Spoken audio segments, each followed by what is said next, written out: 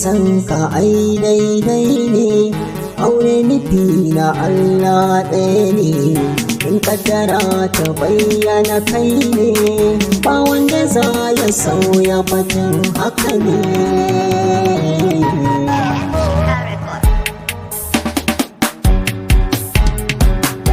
Idan kana da mata Zara, ko da gidanka kayo zarra,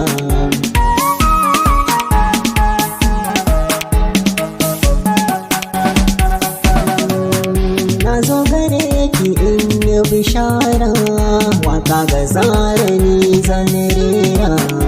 Idan kana da mata Zara, ko da gidanka kayo zarra, kannan miji suna san Zara, ɗakin uwar miji ta gyara. Na zo gare ki Fatima Zara,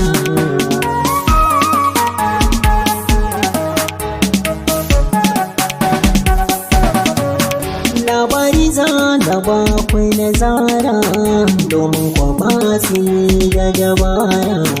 Na ɗauka fa'ina ta kirata, sai da ta ansa kowa gata. A rediyo kawai aka ɗora, har mai balanguna saurara.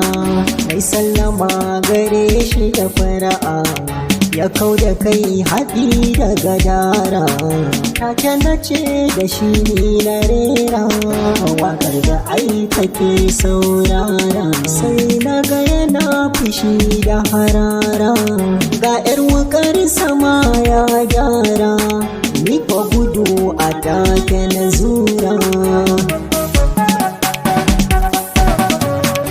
Ina gudu a tare da shaka, ban ankare ba sai wata mota za ta bige ni, birki ta taka, na yo taga na ya haka. Tsoro da firgici a gare ni, farar mace a dan zamani.